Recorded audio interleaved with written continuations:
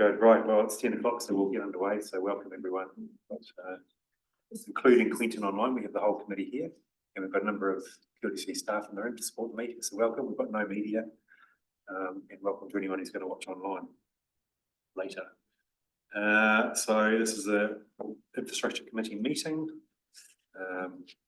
We haven't had one since June, obviously, but good to be here today. We've got no apologies because we've got everyone either here or online. Any declarations of conflict of interest on any of the topics today? No, very good. No matters lying on the table. Got no public forum today.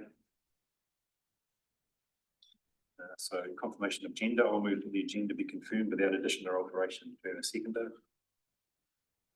Two. Thank you. All in favour? Aye. Carried.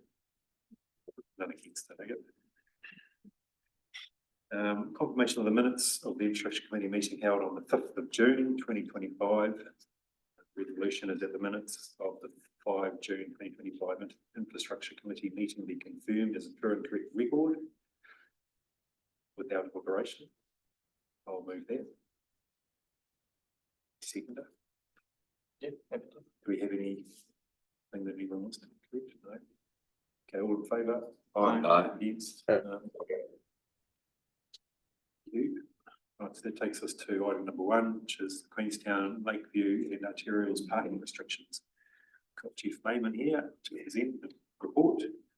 So, I'll just note on here, it says the purpose of the report is to recommend approval of new parking restrictions and reapproval of existing restrictions for the purposes for the Queenstown Town Centre improvement. So I'll hand over to Chief. You can add to that or? Good morning, councillors. I have a Brains Trust with here beside Sarah Hugo. So I guess this is, as we alluded to, we were sitting here in March doing the street upgrades legalisation. This is stage 2, which brings Lakeview and the arterial. The original infrastructure committee approvals were in 2021. The purpose of this is really to go during the design and construction. There were some changes made.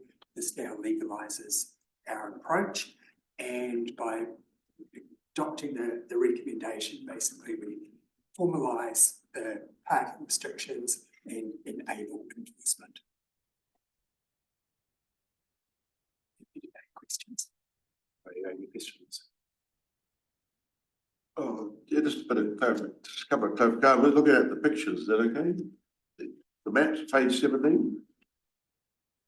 Just understanding the parking when they're in that box. It says parking P120 Monday to Sunday 8 AM 9 PM. So the bit below it though, parking 10. So is it obviously between 8:30 and 9:30 is going 2:30. It reduces down to 10 minutes. Is that what we're saying? Okay. Is that what all going to be written on the sign somehow? Is it? Okay. Oh, that's a really pedantic thing, but you're not putting AM and PM on the second lot of numbers. You're just on the P10 stuff. I know it's obvious. It is. Well, could be 2:30 AM and 3:30 AM in the morning. I think that's just what's in the box in the legend as opposed to what's in the sign. So signs are already in place. So I think the signs have the AM and PM on them, but the box just. Okay.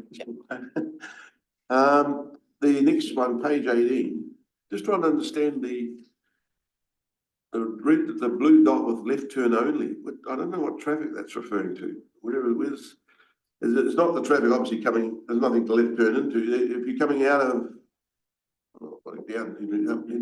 so is that a left turn into Beetham or? No, it's making sure that you're staying on the left of the road as you're coming into the island. It is. I can't see it on. No, it is. I'd like to respond to that one for you. That would be for traffic turning left out of Beacon Street. Yeah, I think on the photo there's a second no left turn sign showing. Leading into Beacon Street. Oh, yeah, there are two. That's right. There are two there because there's no turn left when you're going up the road, and there's no turn left when you're going down to Beacon Street.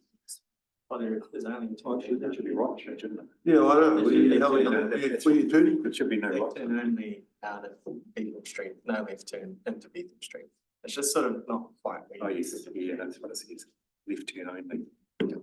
Oh, this, just the. Well, you can't turn right out of this, that's what they're saying. Yeah. Okay, right. I didn't, I thought it was referring to the traffic on Melbourne Street rather than the traffic on Beetham Street. Okay. It's on the fence. Oh, yeah, sorry, yeah, so the report's correct, so there are no left turns for users driving up the bypass to turn left into Beetham. And then the left turn only is for vehicles exiting Beetham Street, entering the arterial. Right, understood. It's on the fence pointing uphill with the traffic coming down. Understood, thanks. Yeah, it's a lot of stuff there. I've got some questions. I was just going to confirm, so that those signs that are up there do say AM and PM on the 8:30. Well, apparently they do. They do. Oh, you do? Oh, you've seen it. I haven't done the site visit. Quentin, Yeah, thank you. A couple of questions. So, is Isle Street open to the public yet? which street, sorry? For Isle Street, the Lakeview. I could probably answer that. We're going to sit up. We've got a fencing contractor up there as of yesterday, Stefan met him this morning. So just to move fences, get rid of some high fencing and with preparation to open it up around mid-October. Okay. All right. Thank you. And the second question is, you're making provision for a whole range of parking in Isle Street and around, but I don't see any provision for mobility parking being made. Why is that? This is in the new Isle Street you're talking about? Yeah, largely. I mean, the whole Lakeview precinct, really, because it's not. It's Hales Road, Isle Street, Man Street. I mean, the whole precinct really is that there's a design there that has made no provision for mobility parking at all. There's just not as much infrastructure up there at the moment, so Well, we plan for the infrastructure that for the use that it's zoned for. We don't, I mean that it's. So the parking along the new Isle Street is going to be loading zones, is what it was designed for? No, it's not. It's not. We're proposing to make it parking 180 minutes. This is exactly what's in the report. We're making it for parking 180 minutes for the general public. I'm asking what provision has been made for mobility parking in that space. We have an answer to that. So can you So put that I in think the we can. question? So Councillor has identified that the Isle Street map, if you look at page 28, shows parking. This I think we're talking about parking 180 minutes, Monday to Sunday, 8 AM to 6 PM. And no provision for disabled parking, and it doesn't appear to be loading zones as marked. I think that's your question, is it? There's no mobility marks. Yeah, that's correct. It's a whole precinct of which we're asking to create parking restrictions, but we haven't made any provision for mobility parking. So there's 3 mobility parks within the car park area just below it, right at the entrance. Well, that's a temporary car park. That's a car park that we put in place while that doesn't answer the question, because that's the Lakeview temporary car park. So what was approved for the Isle Street was loading zones once the buildings were being built. But that's So not we've what just- we're being asked to approve. I'm sorry, we're not being asked to approve loading zones, and we're being asked to approve parking restrictions, time limits on Isle Street for vehicle parking. What would you like to see along Isle Street? I'd like to see some mobility parks in accordance with our normal policy around making sure that these, I mean, one of the huge selling points of Lakeview was that it was a activated shared space that, with hospitality and residential and all these things. And you know, that should be accessible to our whole community. I'm asking what provision can or should we be making for mobility parking as we do. I mean, in the town centre, we have all the shared space is available for mobility parking at the moment. In this case, we've gone the opposite extreme. I'm just unclear around why that's occurred, how that's occurred. Look, I can't answer the why we did that, Quentin, but I guess the commitment is that we can take that away and test it against our standards and what we should be providing. I think you have to do that. Sorry? Oh, no, I'm just, through the chair, I think that's a good thing. You have to do something. We've got to provide the mobility parking on that quite a long stretch of, So just based on how we've done it in other parts of the I district. mean, yeah, and I did look when we visited that area. I made the observation, which I did pass on to a number of staff members at the time, that there were no curb cuts associated with any of the on-street parking. That they've all got cobbled curbing, like quite aggressive sort of cobbled curbing with no curb cuts. I mean, anyway, look, I suppose I'm looking for a solution because I don't think we've done a very good job of upholding our policy here around, and I don't think we've taken a holistic view of what you know, what the needs are in this environment, and we've certainly failed to make provision for mobility parking in assessing this plan. So to make progress, because we'd like to get these approved. And looking at the recommendations. Yeah.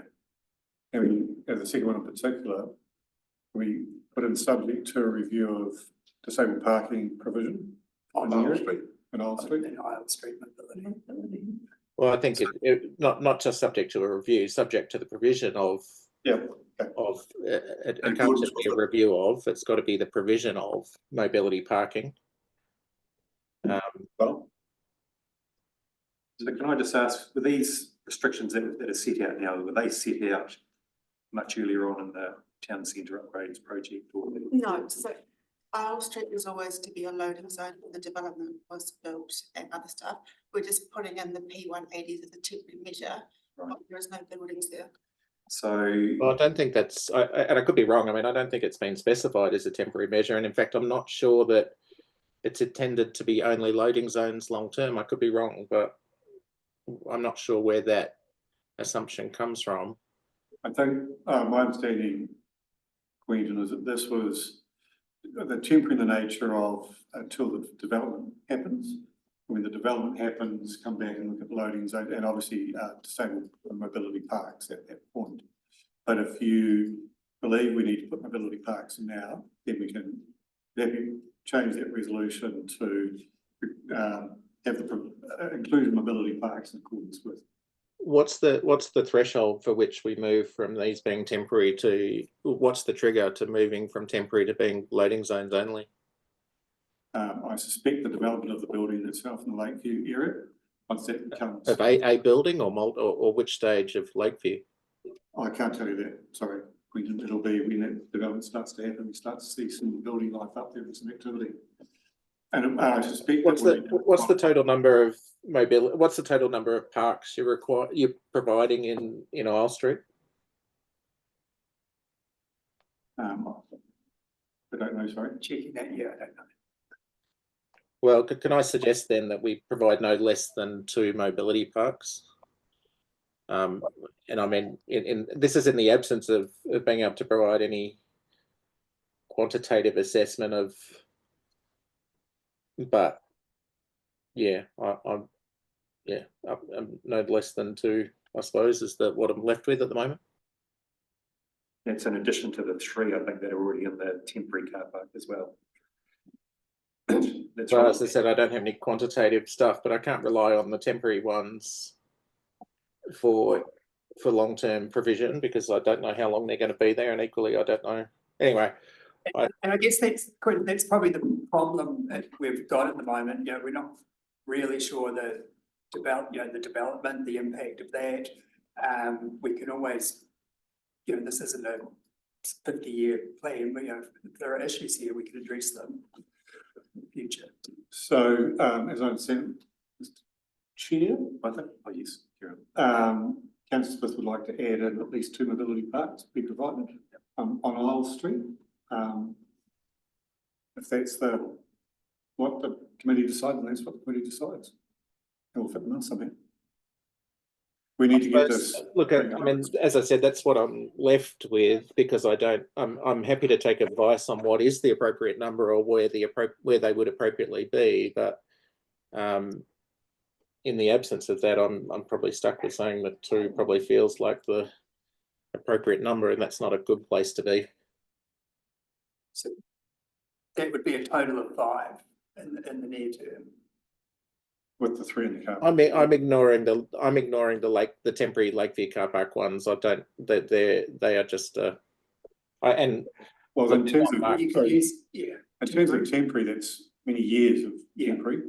Correct. I don't know how many years are we looking for that. 10 years. Mhm. Yeah. Yes, I think it's not really temporary in that sense. It's my view. But in the meantime, Isle Street's going to, well, from what you're saying, at some point in the future, there'll be a review of parking anyway, maybe in front of a committee like this. Yeah, so indications are that, you know, right to the development, you know, there could be activity in there from the end of the year. Yeah. So, you know, the world is going to change up there relatively quickly anyway. Yeah. But I think, you know, even if these are only temporary, then, you know, hitting a couple in there, the outset is probably a good idea. You know, and then whatever happens in the future when they're reviewed and changed to loading zones, then that can be assessed then, I guess. So my quick count of the spreadsheet gives 47 car parks being provided. If I just Isle Street. Oh, no, that was just add up Isle Street, 3 car parks available, 3, get to 47. So it's just a quick, if the numbers, I'm assuming the numbers are right. Yeah. So What does the policy say in terms of the number of mobility spaces to be provided? I don't know, off the top of my head, it's around the 1 per 50 spaces. Right. And you're almost at that threshold, so. Yeah. 2 is. I think we do need to be cautious about calling the Lakeview car park, it's going to be there for 10 years, and once the development happens, having to review the parking restrictions. But equally though, if we're adding another nearly 50 parking spaces in, then we should be adding at least 1, if not 2, mobility spaces on the basis of, you know. So, Mr. Chair, it's up to you to decide. Do you want to, if you want to move on motion or amend that segment to add 2 mobility parks? I think we'll probably get to that when we get to the motion, but unless there's any objection, we might look at just adding that, some wording to that, to the resolution when we get to it. I've got a couple of questions, but if anyone, Just on the 2 just to confirm, there is a policy around disabled parking, is it? We keep referring to a policy. We're going to put a resolution, ideally, rather than an ad hoc number, we should be referring, we tying it in with the policy. Now, if it's 1 per 47 or 50, I know, I'm rather, you know, see what I'm getting at? I don't know if there is, I presume, is there a policy? I don't know, so it's international best practice. Oh, okay, So, okay. Yeah, the Alright. code of practice type thing. Yeah. Okay. So at the moment, there are 3 mobility parks provided, and there will be more than 50 parks up there for 2 car parks up at Lakeview, which will be there for at least 10 years. how many car parks are there in their Lakeview car park? You can ask me. 150 maybe? Don't know. I don't know you. No. Anyway, sorry, I don't drag it on, but I agree, if we need a resolution, I personally think we should support it. Can I just add, through the chair, we'll make sure that the connection from the Lakeview car park to the footpath. Yes. There's a smooth transition for the 3 that are there now. Yeah. So there's access. from So just to be, this is a quick search, is that there's 1 mobility park for up 1 to 10 parks, 2 mobility parks for 1 to 100, and an additional space for every 50 beyond that. So the code of practice would require a minimum of at least 2 if there's 47. That's- There's also, we take a broader view of that, is we talk about where do people want to access from and where are they going, which is and what proximity. You don't want them next to each other. You want them actually at two different parts of Isle Street so that they actually meet a need of accessibility. So, yeah. Okay, That's good. So can we accept this, or the alteration with it? Make sure that it meets the code of practice that there are. well, I think because it seems to be only temporary anyway, for however long, we might just see what we come to with the resolution, but I was thinking we'll just add wording to say 2 spaces on Isle Street. On new Isle Street. Okay. Anyone else on the stage? I think, yeah, and I don't think it's correct to call it in, it's not in the Isle Street car park, it's in Isle Street. Yeah. So you can remove the word car park. Okay, Lisa. Thank you. You mentioned that the signages are already in place up by the school with 10 minutes. Is that working? People not parking there for 120, is that actually effective in keeping that? Like, are their as-bills working as they're meant to? I'm not sure. Look, I can answer that from if there is no complaints, it's working, which is, you know, look, to be blunt, you know, we haven't had any, I haven't had any issues, and I have close relationships between the school and the Alliance and, you know, my role. And when there have been problems in the past, I've heard about it, and I haven't had anything recently. Because that sort of leads into my second question as far as the notification to the schools and businesses and residents, and I'm mainly thinking the arterial here, that we had quite It's obvious, yeah. disgruntled residents there prior. Are they all okay with at least the understanding of the changes? Yeah, an understanding of the changes, there's, and from a traffic perspective, yes, you know, there have been residences, who, because of the change of use and change of style, are less than happy. That's a completely different question. Okay. And I'm just curious about no cruising restrictions. How do we enforce no cruising? Or whatever? Through the police. Through the police. Yes. So So that's in the bylaw and approved through here, and the police can put it into their coding system. so that's just observational. We've got Just, yeah. okay. I think that was all my questions on that one. Thank you. I've got a couple as well. I was just going to go back to Lisa's question though, having had a bit of background experience on that street and that location. It's only a slight change in terms of the parking restrictions from what was there prior to the work going on. There was I think it used to be a 15-minute limit at school drop off and pick up time all along Melbourne Street, along that section of Melbourne Street. Now it's 10 minutes. But I don't think there was a 2-hour limit for the rest of the day prior to the work beginning. The main difference is that there used to be about 19 spaces up there, and now there's 6 actually. But so that's probably something that the local residents probably are missing. But yeah, the questions that I have actually, the first one relates to that bit of street on page 17 and 16 and 17. 16 says, 17. It says reduction from 6 spaces to 5 spaces. But if you go back to 16, there's one little space right near the corner that's also included in those with those same restrictions, just in front of the traffic lights. So that is the 6th space of those restricted spaces. You can just see it. Sorry, I'm not. So what street are you on? So on Melbourne Street. Yeah. On sheet number 16. So Melbourne's at the intersection. Yep. So just where it says Melbourne Street in the box there, and there's a car or a vehicle beside that. Beside that, there is a little bay you can see marked in there with a curb around it. That is the 6th space of those 6. And there was always meant to be 6 there, and that is the 6th one. And it's got a sign on it. It's already signposted with the other 5. That one is in in this table, in table C. It's just not showing up in the images, sorry. Yeah, but page 17 specifically says that it's 6 spaces or reduction from 6 to 5. So there are 5 on page 17, but the 6th one is the one on page 16.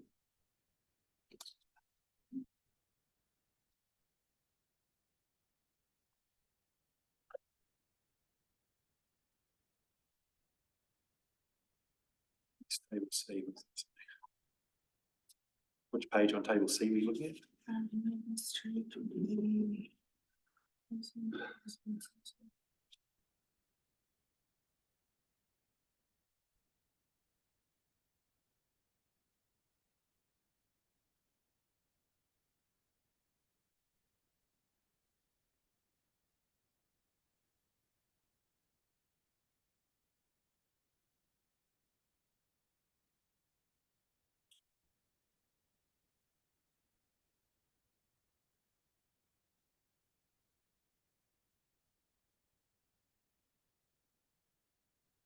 Sorry, it may not be included.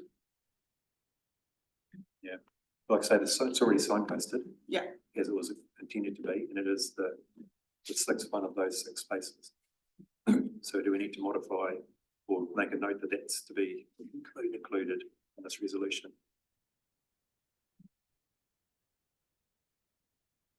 The other question I've got about those spaces is that I hadn't picked it up until reading this report, that they are limited with the 2-hour limit until 9 PM. Whereas I don't know whether that's come about from the time that was initiated with the arterial route, but everything else in Queenstown goes till 6 PM. And there were the central Queenstown parks did extend to 9 PM for a while, but the decision was made before this council to bring it back to 6 PM. So do you know the reason that those ones alone, those 6 spaces are restricted till 9 PM? No, I'm sorry. So which ones are you talking about, sorry? Those 6 spaces on Melbourne Street. Right. I don't know of any others now with the change back to 6 PM. And there may well be, because I don't know every parking space in town, there's a couple of thousand of them. But I don't know of any others that are still extended to 9 PM. No, I don't either. And I don't know a reason why those ones would be, other than it having carried over from an earlier time. Yeah, I think it's history. Yeah. So I don't know whether there's a desire to, bring those back to align with everything else. Or So question through, would that mean you could park there indefinitely overnight? after 6 After 6 PM Yeah. as a resident and which you can then, from 9 PM anyway. and then you'd have to be out of there for the 10-minute, Or out by 8 o'clock. yeah, So it starts from 8 o'clock in the morning, yeah. and then from 8:30 to 9:30, it's a 10-minute lunch. It does seem inconsistent with the other Yeah, 6 PMs. and that's the only, like I say, I don't know every car park in town, but it just seemed to me it might have just been a hangover from that earlier change in the centre of town. 21. Okay, So I guess it's consistency is one angle, and the use of it, is there any downside? And it's just those 3 hours, so 3 hours yeah, blocked out. which someone could park for 2 of those hours anyway.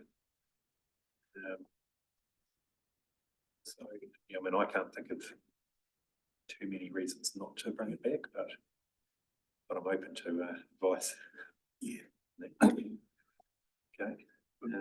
So you'll change that to back to Standardise. 1800? Yeah. So 8 PM, 660. 6 PM. 1800. Yeah. Yeah. So that was the main thing. The other couple of little things I picked up, one was on page, where was it? 14. 14. Yeah. So I wasn't sure whether it needed to be included or whether there's some reason it's not, but there's also a little no right turn sign coming out of Dublin Street. The Brenton Road. Does that need to be included in these approvals? On the little island in the middle of Dublin Street. It should be. So we'll add that one in there as well. Yeah, it should. And then, the other thing, just to note, I see there's reference to the bus stop on Thompson's, on Man Street, on page 24. See bus stop not constructed. Obviously, there's no bus route up there at the moment anyway, but I think the curb's been put in place for a bus stop, hasn't it? It just hasn't been constructed for the footpath as a bus stop. That's my understanding. Yeah. And the one on the other side of the road has been constructed with a new sign, new signage and everything. I'm not sure how often that's used if there's no actual bus route, but I guess other buses are able to. Can they park there or is it only for stopping? Stopping. Yeah. Okay. Well, let's see for the future. Okay. Those are all my little questions. Anyone else? No, okay. Okay. Right, so.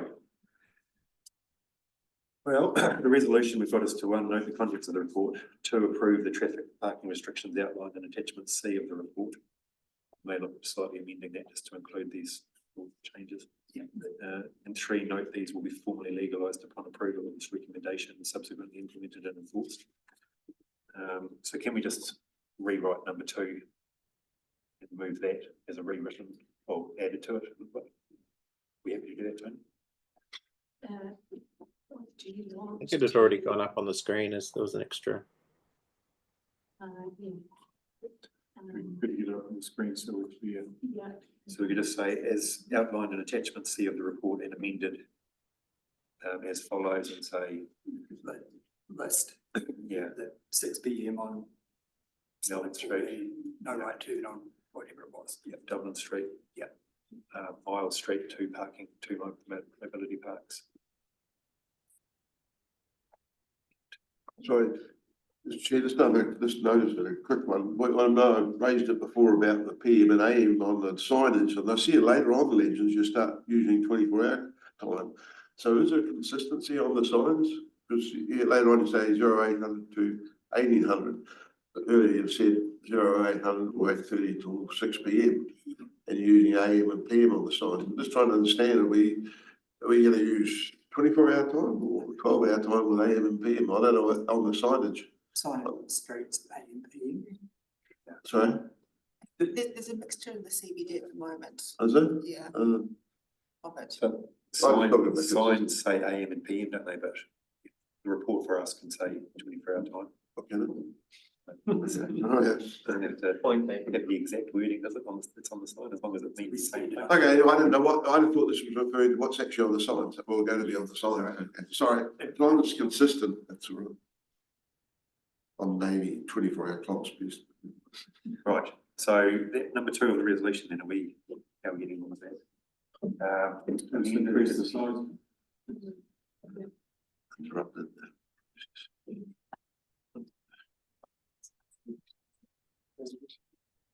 Do you want to list them on the resolution? Are we clear, we're going to be clear around what has been discussed? So three agrees 3 changes that we've been through, the mobility parking, the no right turn out of Dublin and the time standardising the time change. I think it would be good to include those in the resolution. Yeah. So that Catherine, because there is no sort of debate. So that could be 3A, B and C. Yeah. Just for clarification, it's the new part of Isle Street. I think it's under 2. Is it under 2? As amended in the top A, B, and C. It's always paid to rewriting things on the fly.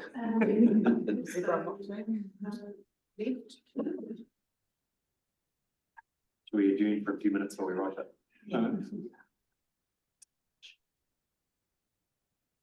So would you have the fifth? No. Sorry. Agree that there be. So there was a no right turn. Okay, sorry. Well, we'll just adjourn for a few minutes while we write Yes, this. yeah. The meeting adjourns and we'll come back after we've written it. That takes the pressure off. Okay, that's ready. We'll reconvene at 10:41.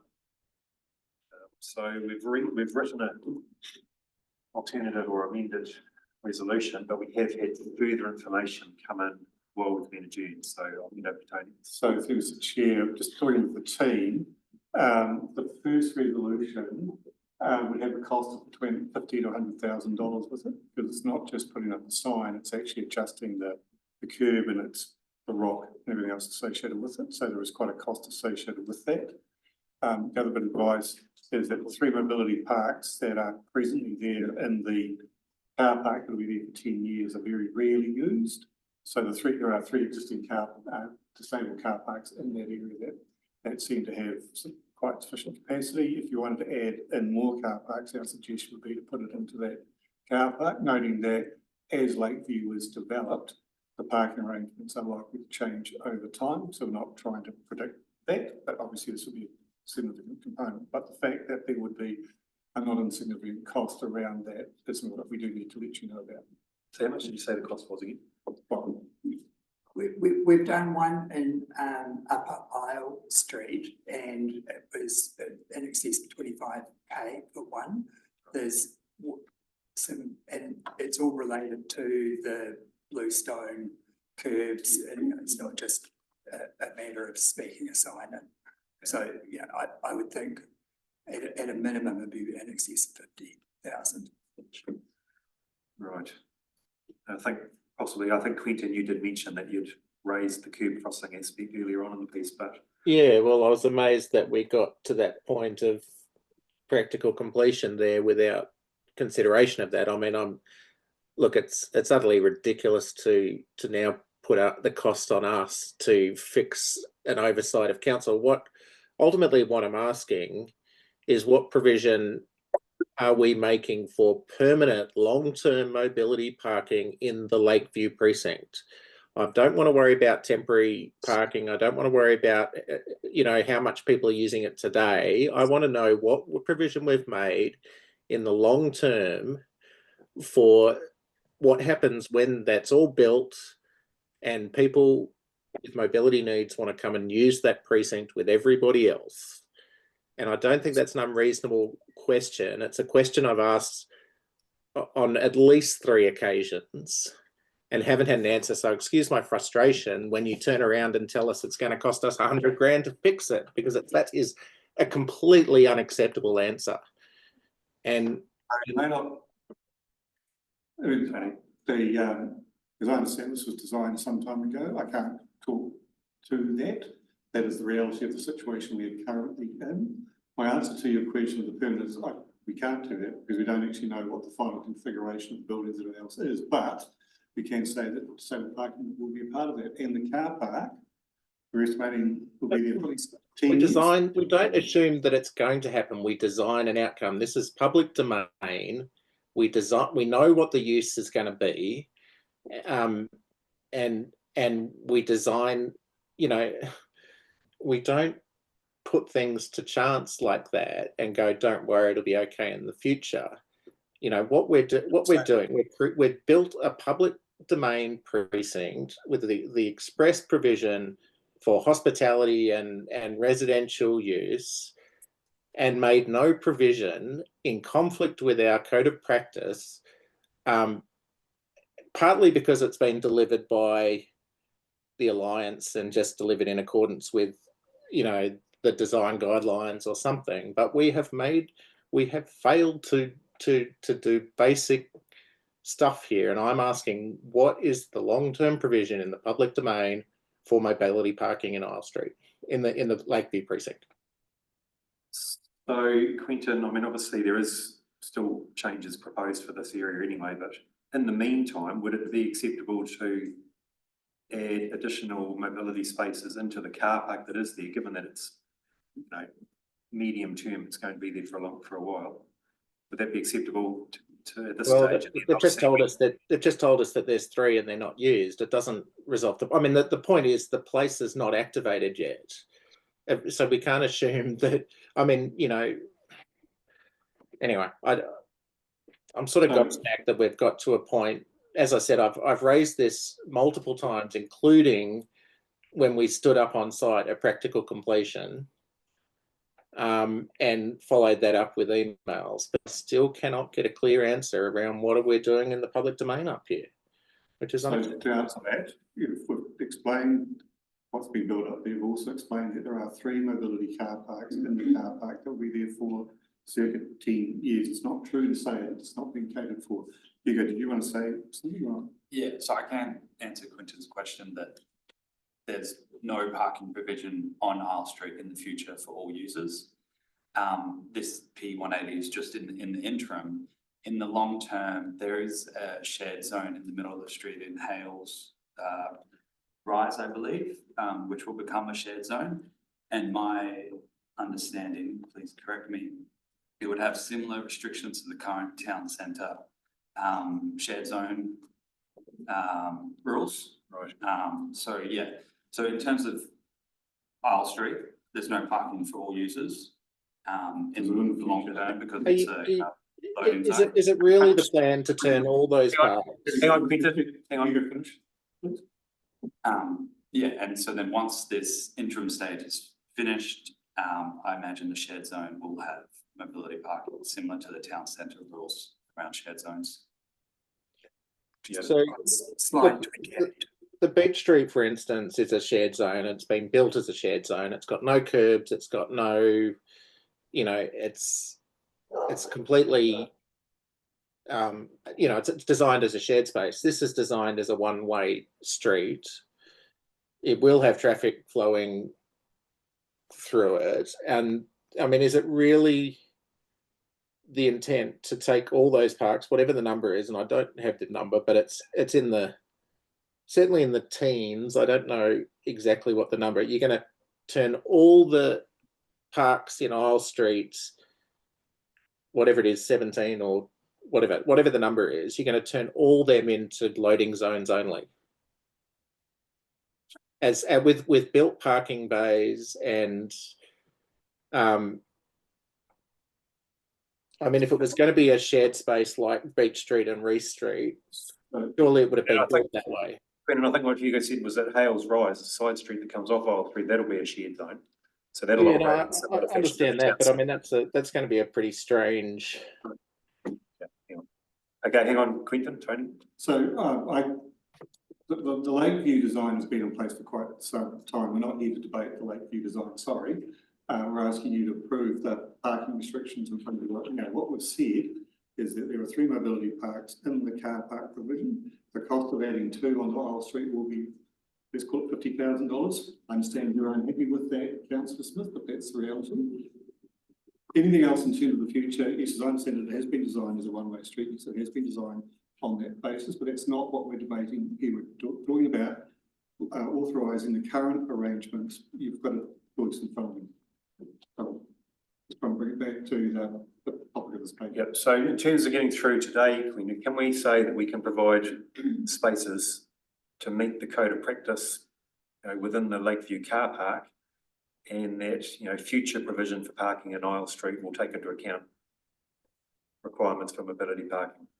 No, I don't think that meets the code of practice at all, because that providing something off-site for a public domain provision doesn't meet the code of practice. I mean, that's like saying my neighbour's providing parks, therefore I don't need to. I mean, and look, I mean, I'm just looking at, anyway, I've said my piece. I'm pretty shocked actually that we've got to this point where over a range of reasons, we have failed to make any public provision, permanent public provision for mobility parking. And I'm sort of gobsmacked by that we've got to this point.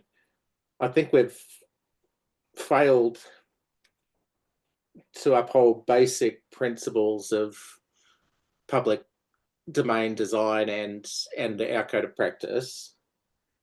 And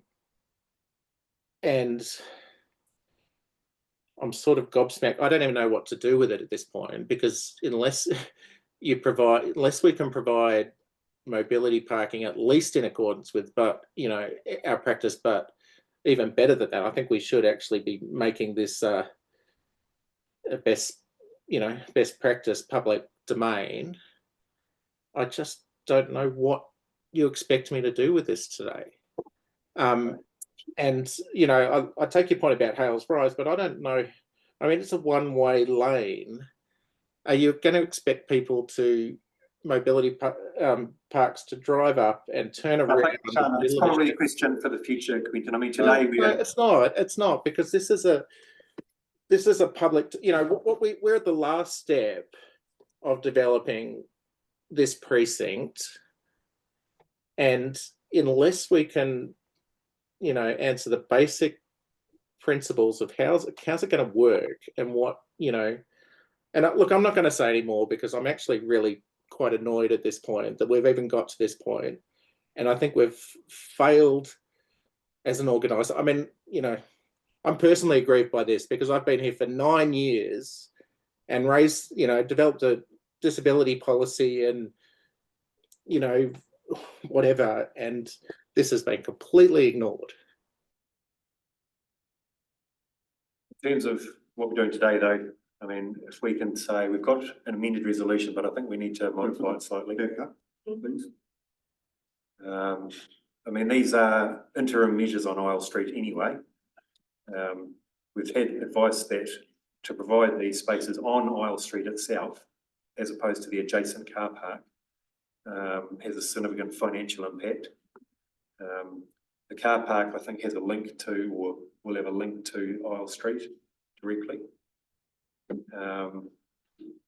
So if we can in this interim measure allow for those mobility spaces within that car park, I think that'll get us to a point today where we can agree that, and then, you know, when there are future proposals for Isle Street, then there can be some reconsideration there.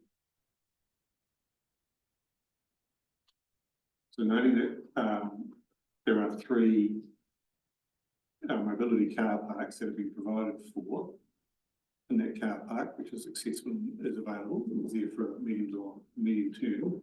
Suggesting 2 more to be added to the. Well, I'm saying perhaps following the advice we've had is that we agree to review the code of practice for the provision of mobility parking spaces and, you know, include further spaces if required. In the car park. In the Lakeview precinct. Car park. Yeah. Through the chair, are we able to note that there was going to be that work to ensure that there was accessibility between Isle and the car park? Yeah. Agree to review code of practice. Oh, what did I say? That the Lakeview car park will provide mobility parks in line with the code of practice. And look, let's be clear that the minimum of 3. So hang on, I'll see if I can read this one. It can't uphold the code of practice by providing them on a separate site that we're selling later on. It just can't.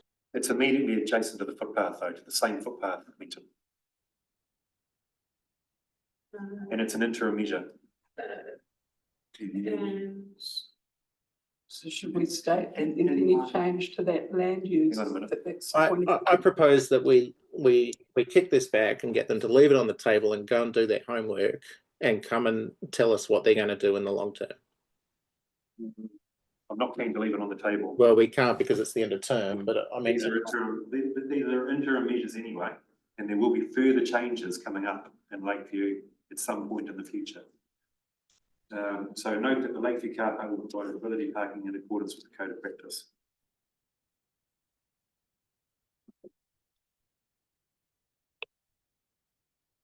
Or what is the code of practice called? Mobility parking.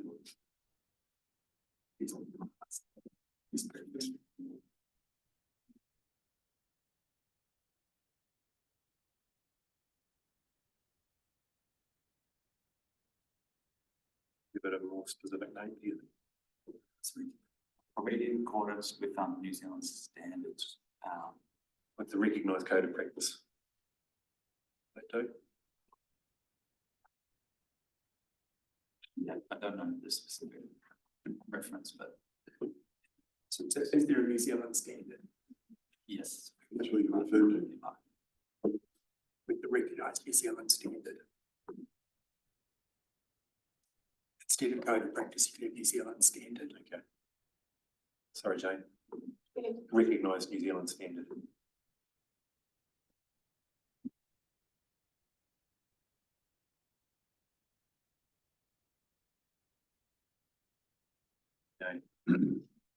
Right,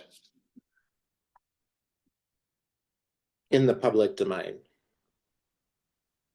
well, it isn't probably domain because it's what we're talking about. It's not, because the previous advice we says, oh, well, some of the developers might provide mobility parking within their development was one of the answers I've had previously. We've also got the answer today that don't worry, we're providing on an adjoining site. So it has to be in the public domain, in the public, in the road reserve. So.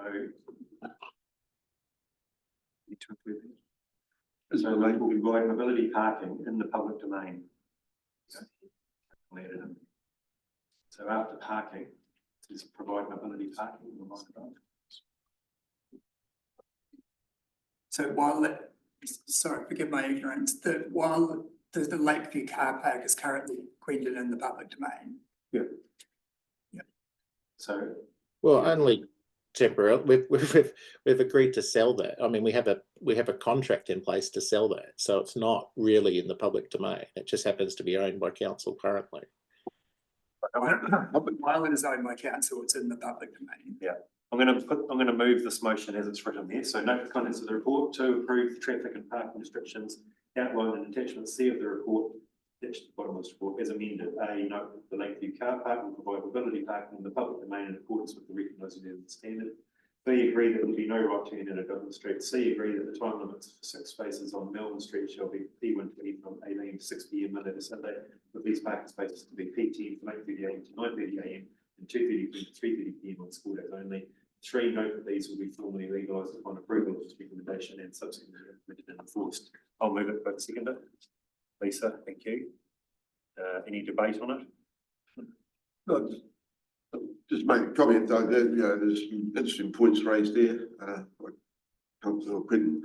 And I guess we need to take that on board, look at the long-term provision, and it's interesting hearing, you know, obviously opportunity in Hales Rise for shared space, taking all that into account. So at some stage, I guess in the future, when you bring us back, we need to have a clear understanding of how all everyone will be catered for in the provision of parking and access to these sites. Yep. Anything else? Quentin, anything you'd like to say? I've said my piece. I mean, I think we've failed here, and I'm going to abstain. Thank you. Please. I agree with Councillor Cox. Been interesting points raised. Thank you, Councillor Smith, for their input and debate. And I think I'd like to see some gateways or triggers as we discuss the evolution of the site going forward. That means, when do we come back to this? At what stage of activation? Because we have got provision up there at the moment that is currently in the public domain that's not being highly activated at the moment, simply because there's not much happening up there. So we could put in another couple now and still have none of them actually being utilised. So I'd just like to invite staff to get a little clearer on the roadmap of what our triggers are going to be as to when it comes back to this committee or to other council inputs. So thank you. Yeah, I think it's been a good discussion, and yeah, Quentin, you've raised some really good points, and I didn't realise there was such a background that you've been, you know, talking about this for a wee while, obviously. So it's certainly brought it to the forefront of our minds. So I'd like to think that, you know, whatever does happen up here in the future, that there'll be some consideration of what we've talked about today. So on that, Both just some feedback. You know, I can't talk now. Sorry. Thank you. So motion been put seconded, all in favour? Aye. Against? And abstaining? Did you abstain from the vote, Quentin? That's correct. Very good, carried. Okay, that was a good discussion. So item number 2. Thank you, everyone. Thanks for that. Thank you. Item 2 is public EV charges. The report author is Stephen Winston, Facilities and Fleet Manager, who will be presenting the report. And the purpose of the report is to seek endorsement from the Infrastructure Committee to initiate a market engagement process for the procurement of public electric vehicle charging infrastructure across identified sites around the Queensland Lakes District as outlined in attachment A. So I'll hand over to Stefan. And Roger's obviously with you there too. Yes, there. Thanks, Chair. Morning, councillors. Thank you. Obviously, we've brought this to the attention of the committee to get a firm direction of where we want to be looking with our public EV charging. We've had, multiple unsolicited approaches by different companies, groups across multiple sites, and to not disaggregate and cause confusion, we propose to bring it to one format where we offer these sites to the market to provide publicly accessible EV charging to the public across a large scale district.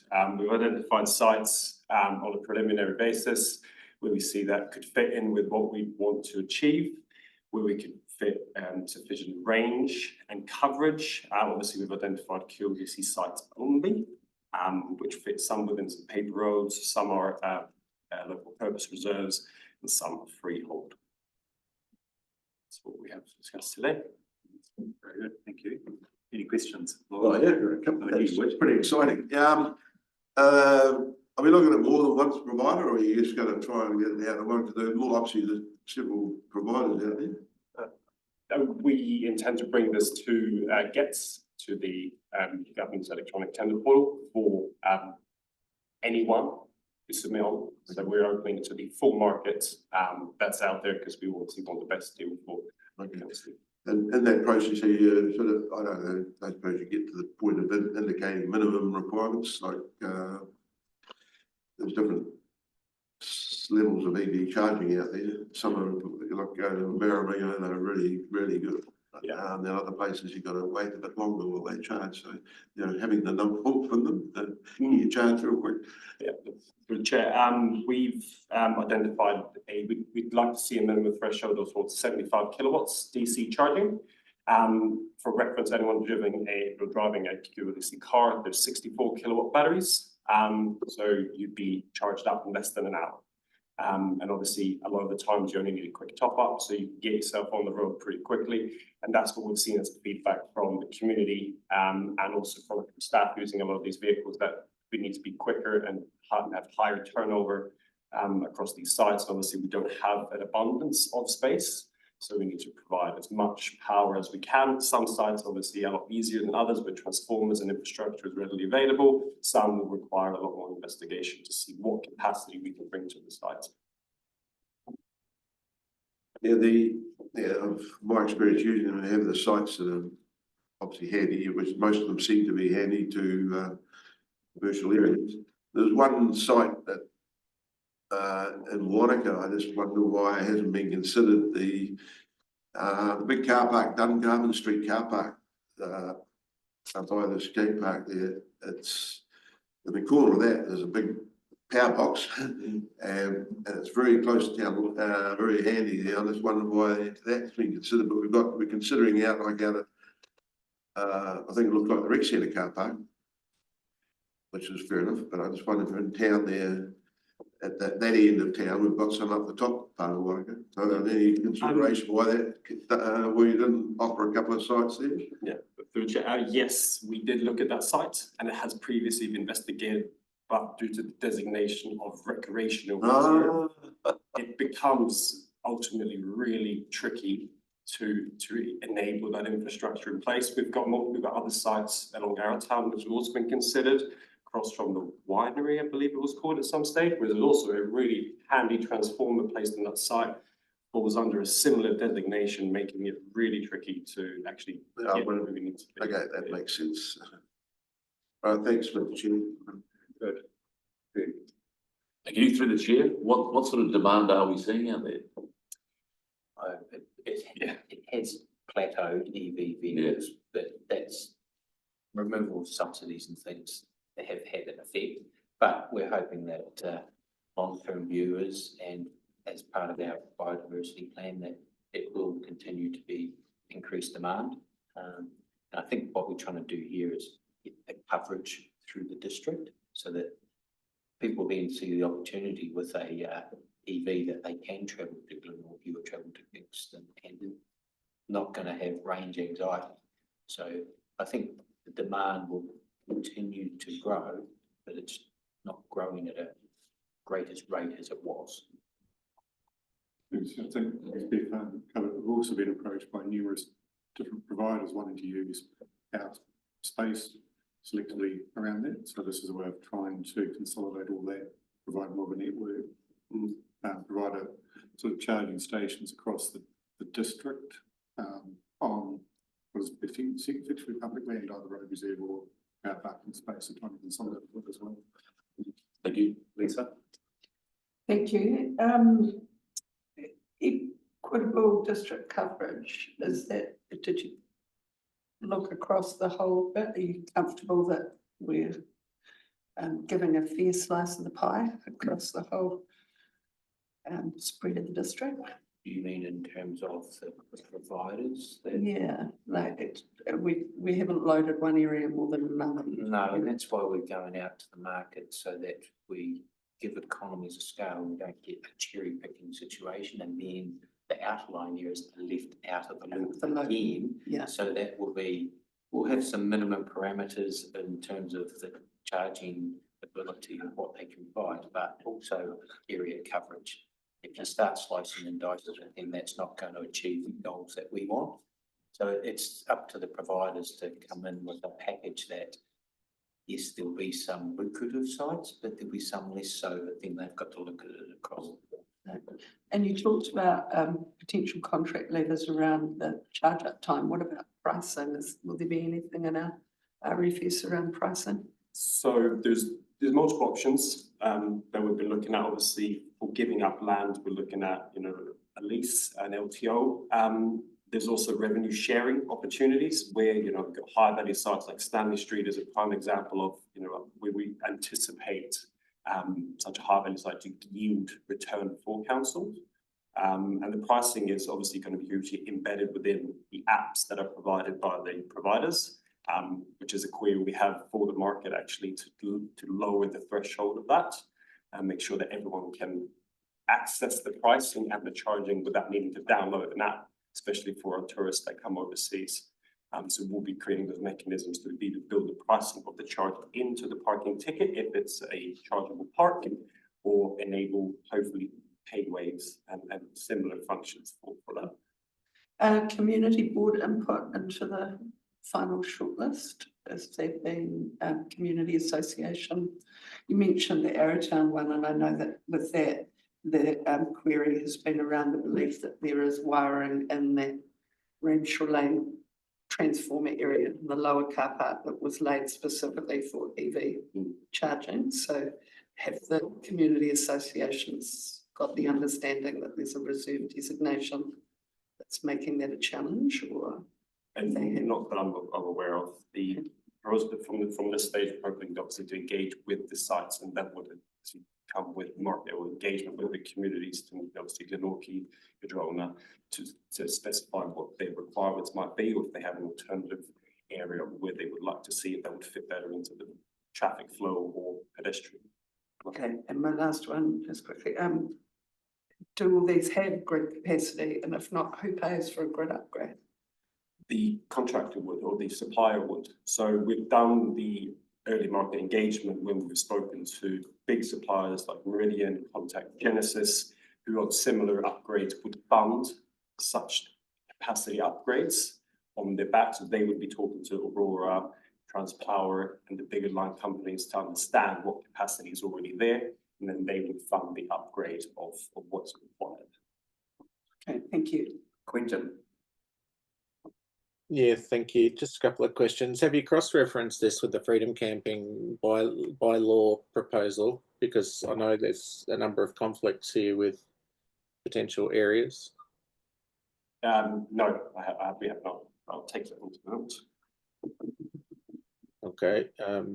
Well, Cody will be able to tell you more about that probably, Lisa.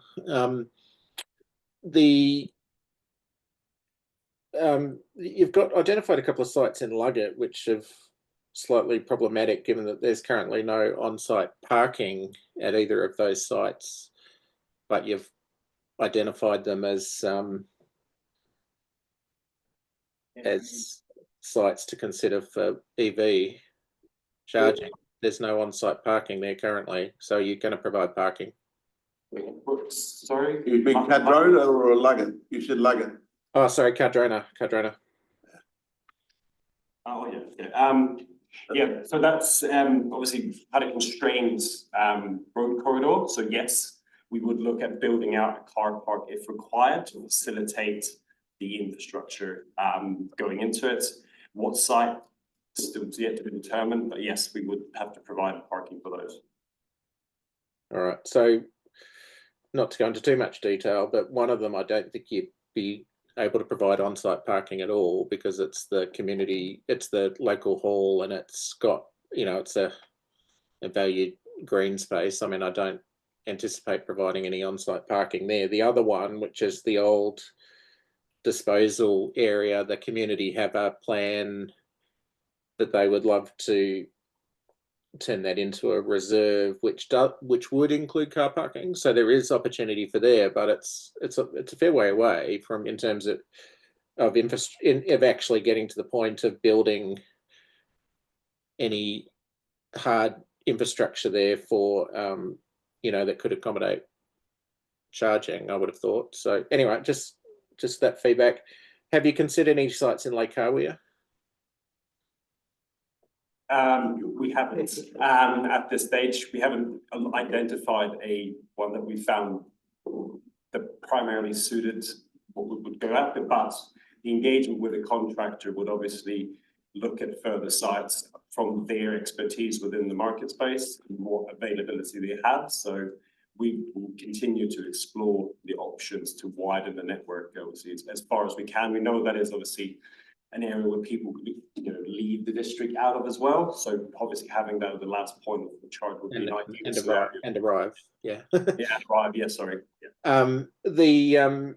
Yeah, I mean, I think you've sort of seemed to have, in some cases, steered away from reserves, and other cases not. But I mean, considering some of the reserve sites in Hawea, as well as, I mean, Bodkin Street has an incredibly wide road reserve there, for instance, near the Fresh Choice, which actually provides a unique opportunity to do it within the road reserve.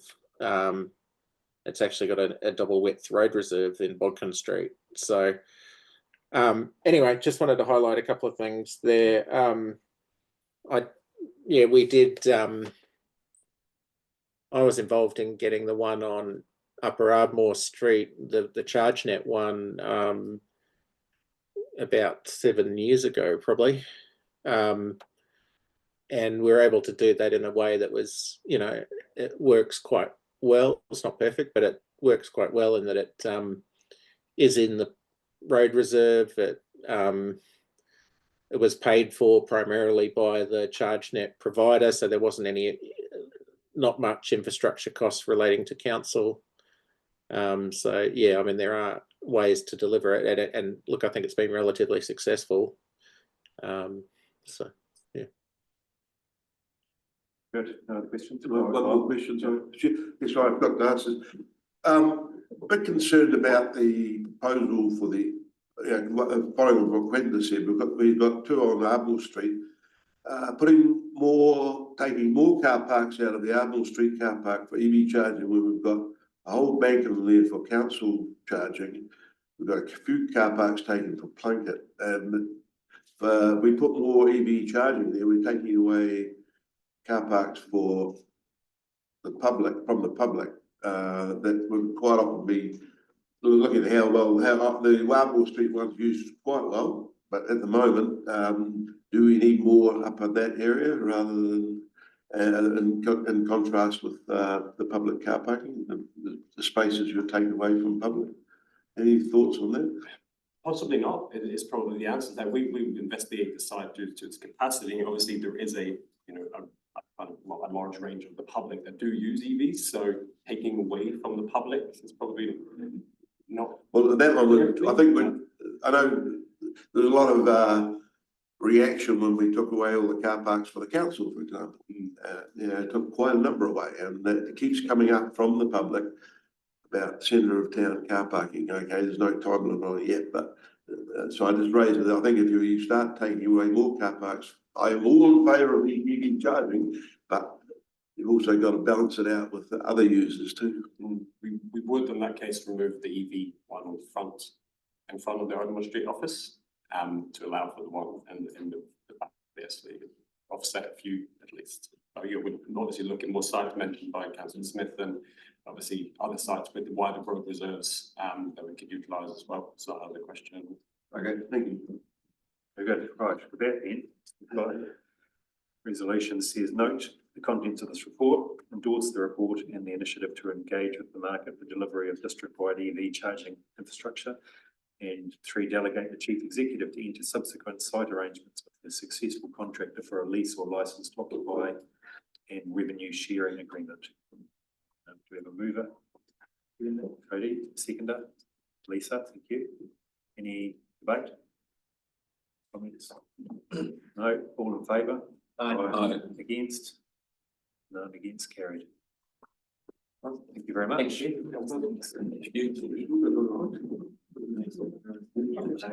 really exciting, but Right, item number 3 is additional parking restrictions under the traffic and parking bylaw. We've got Hugo and Ben presenting the report. Hugo presenting the report. The purpose of this report is to recommend various new and updates to existing parking restrictions. So I'll hand over to the team to present the report. Thank you. Thank you. Yeah, take the report as read and welcome questions. Sure. Any questions? Live? Sure.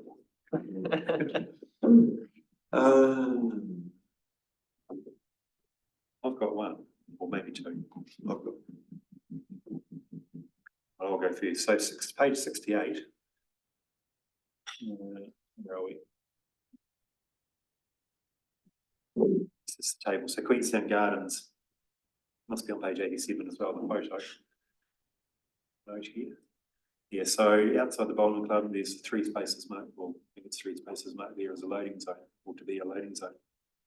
And the table says there's no space for people to drop off and pick up people. I mean, given that it's a dead end road into a car park, I know in the past people will just stop, double park or temporarily wait while they're dropping people off and picking up. Do we need to have a loading zone for people to be able to do that? The other question I think was, the other comment was about rubbish trucks picking up the bins. It's a really temporary or, short-term activity. The reason I ask is that I've parked in those spaces and they're quite convenient as parking spaces. So that's why I'm just questioning why they should be set aside as a loading zone. Yeah, I guess we don't want to be encouraging the double parking, and I guess it is quite an efficient use of the space where we provide in a spot for the rubbish recycling collection bins from the gardens, and then also an opportunity for like anyone using the ice rink or the tennis courts or bowls pubs to legally drop and pick up passengers. Yeah. I mean, I know it's just in my mind, it's a different situation where you've got a road, and obviously you can't just stop and wait in your vehicle for whoever you're picking or dropping off. And that's where loading zones are quite useful for that purpose. But it's a much, lower traffic flow, no true traffic area. Just the use of a loading zone seemed to be, maybe in my mind, more of at the extreme end of what was needed, but it does serve I understand your point, but it does serve a multitude of users, whereas the existing scenario serves 3 people in 3 cars, whereas this is an opportunity for people throughout the day to not do an illegal maneuver. Yeah. No, fair enough. Good answer. Anyway, I'm confused. Can you just explain how the no return of 1 hour works with because it's all, you go to the machine and pay your money there, don't you? Put it in. So if you go and do it within an hour, won't it let you do it, or what happens? I don't know the specifics on that. I imagine it'd be, you probably might still be able to get a ticket, but it'd be up to the enforcement officer. Oh, I see. So they'll come down and mark. Take note of the license plate. Yeah, okay. Sometimes you've got to be, one would be, big thing is enforcement of what we're creating and how difficult it gets to enforce. 78, page, the Queenstown to Norquay Road, I'm just trying to understand what, I'm not sure, I'm sorry, I haven't been out for a drive and looked out there for a while, but why are we requiring no stopping signs along there? Is it- In peak times, mostly in summer, the dock car park in the bottom left of the image has capacity issues, and that spills out onto the 100 km/h road, where there are some pretty questionable parking manoeuvres where people park on the shoulder of the road, and in areas where it's highly undesirable. Okay. Page 86,